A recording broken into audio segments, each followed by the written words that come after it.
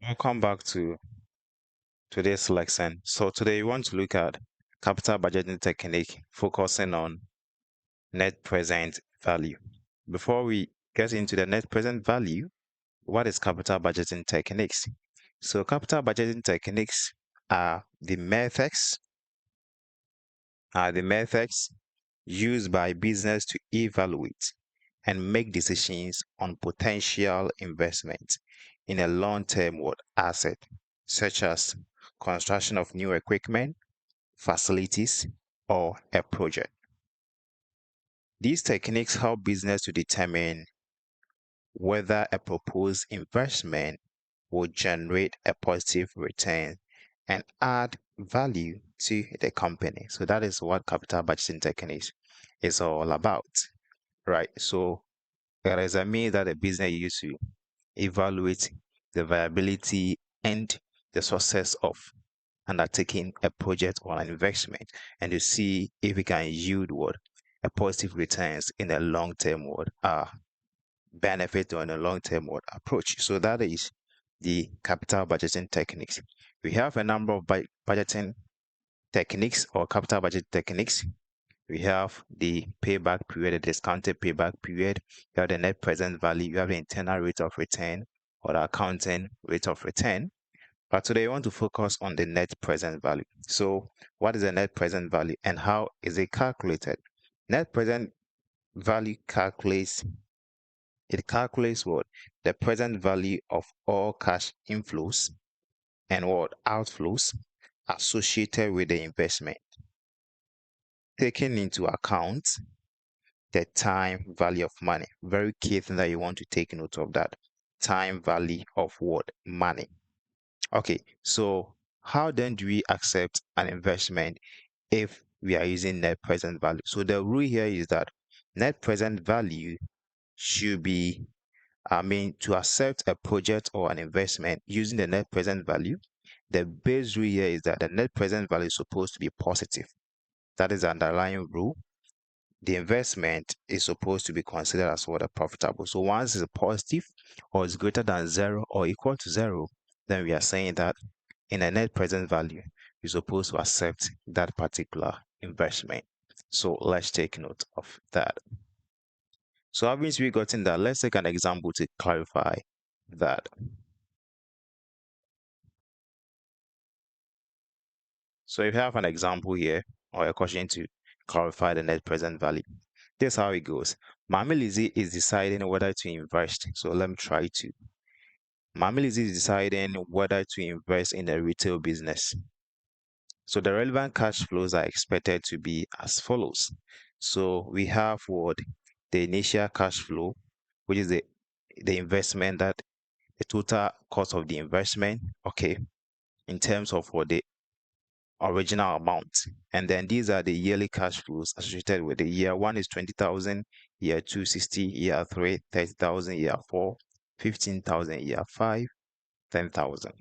So this is the cost of capital or the risk associated with the investment that has been estimated to be 10%. 10% cost of capital. Okay, so the question here is determine whether the project should be accepted or rejected using the following methods. But as I said in this part of the early part of this video, we are focusing on the net present value. So how then do we calculate the net present value? So this is the formula in calculating the net present value. Net present value is calculated as, so the net present value, NPV, should be equal to summation of the cash flows, the future cash flows of the investment divided by their future value factor, which is 1 plus r all to the power n, minus the initial investment, minus the initial investment, minus the initial investment. This is how we calculate the net present value. This is how we calculate the net present value. The summation of the discounted future cash flows, right, of the investment compared with the total initial investment, which in this case was what? 100,000. Right. So how then do we go by this? So with the help of our smart calculator, we can easily do this. So let's see how it goes with this. So generally, these are our cash flows for the years, and then our cost of capital has been giving us what? 10%. So to use the net present value as you have calculated as a formula here, right? Then we can bring in these values to help us to go. So we know that year one is 20,000. So we'll have what? We will have 20,000 coming up, okay, divided by 1 plus. So our cost of capital is what? 10%. So that is what we can say that here comes the same thing as 1.1 to the power what? 1. But that's the first startup. Then we have what? We follow the same rule to do the calculation. We have the next year 2 to be what? 60,000, okay, divided by what? 1.1 to the power 2. Then follow the same thing plus. Since we are doing a summation of for the discounted future cash flow, that's how we go by that. Then year 3, we have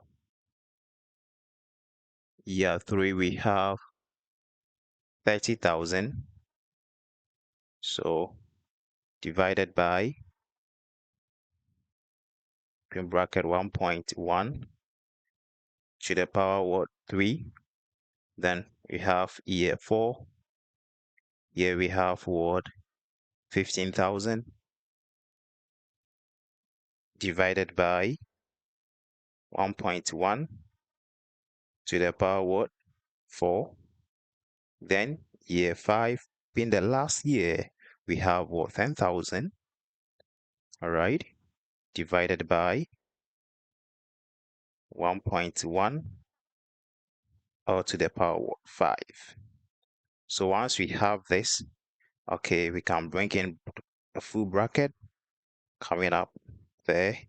We also have this coming up, we can close that, and then minus. So what was the initial investment? That was what? 10,000 here. Or we can see that 10,000 here. Okay, so we subtract that from, I said 10,000, 100,000 generally. Okay, it is 100,000. So we have what? How many zeros? 5 zeros. So when we do that, for us to accept the investment, we are saying that it's supposed to give us what? A positive what? NPV. So let's see the result. So here we are getting what? A result of what? 6,700 and what? 62.45. So in current, so we have our net present value then. Our net present value to be equal to what? So here it was given in Ghana shilling. So we have what? 6,000. So let's see the calculation. 6,762.45. 762.45. And that means that we will then accept what? The investment that Mama Lizzie is deciding to invest in a retail business. So let's take note of that. And that brings us to the end of what? Our discussion on the net present value calculation. Thank you for watching. If you find this video helpful, do all to subscribe, like, and share the video so others also get the benefit to always to join us. Thank you, and I'll see you in the section where we discuss other capital budgeting techniques. Bye bye.